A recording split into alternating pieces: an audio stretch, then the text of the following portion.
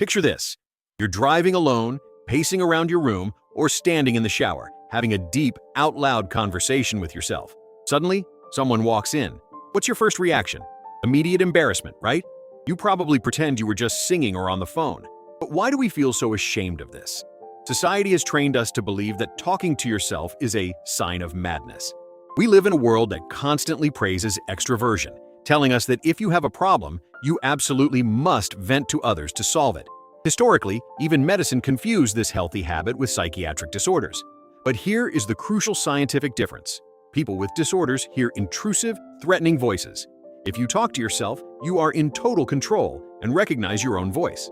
What if I told you that neuroscience proves you are not crazy at all? In fact, doing this reveals you possess a highly sophisticated cognitive tool. Want to know what your brain is actually doing? So, what are these 4 unique traits that set you apart? Let's get to the heart of it. First, high verbal intelligence. Your brain thinks in a storm of words. Speaking them out loud forces you to slow down and structure those ideas. It's why you find solutions mid-sentence. You're not just thinking, you're hearing the solution as you articulate it, which boosts problem-solving and memory. Second, metacognitive self-awareness. This is the powerful ability to think about your thinking. When you talk to yourself, you split your mind into 2 roles, the speaker and the listener. You become your own therapist, able to weigh arguments and reach conclusions on your own. Third, deep emotional processing. By verbalizing a feeling, I feel angry because, you're using a technique neuroscientists call affective labeling. This simple act reduces activity in the amygdala, your brain's fear center. It's emotional hygiene, turning chaos into clarity. And fourth, cognitive independence. Your stability comes from within. You don't need constant external approval to make a decision, which builds extraordinary resilience.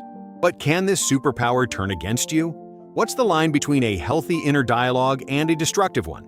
So, what is the fine line between this incredible tool and a weapon of self-sabotage?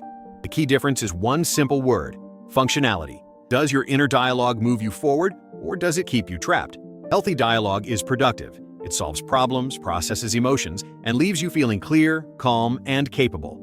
It's your internal strategist, helping you navigate life. But then there's its evil twin: destructive rumination. This is when your inner voice becomes a broken record of self-criticism that never reaches a conclusion. It's the paralyzing loop of, "Why did I do that?"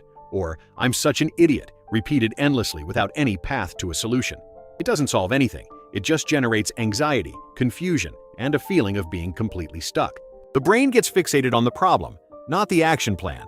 If you've ever found yourself caught in that destructive loop and this is resonating, do me a quick favor and hit that like button. It tells me we're on the right track. And if you want more content that helps turn that inner critic into a powerful inner coach, make sure you subscribe. So, how do you ensure your inner voice remains a helpful guide? How can you actively optimize this dialogue to make it work for you, not against you? There are proven techniques for this. There are 3 simple, scientifically backed techniques. First, use the second or third person. Instead of saying, "I need to figure this out," say, "Okay, your name. What do you need to do now?" This isn't just a grammar trick. It creates what psychologists call psychological distance. It allows you to step outside of your own head, reducing emotional intensity and stress, and approach the problem as if you were advising a close friend. Second, ask questions instead of making statements. A statement like, "I can't handle this," is a dead end. It shuts down the problem-solving parts of your brain. But a question like, "What is the most useful action I can take right now?" or "What do I need to feel more in control?" immediately activates your brain's strategic solution-finding mode. It shifts you from victim to architect. And finally, practice deliberate self-compassion. Many of us are brutally self-critical in our inner dialogues. The final hack is to consciously speak to yourself with the same kindness and understanding you would offer to someone you deeply care about. Because in the end, talking to yourself isn't a flaw to be hidden.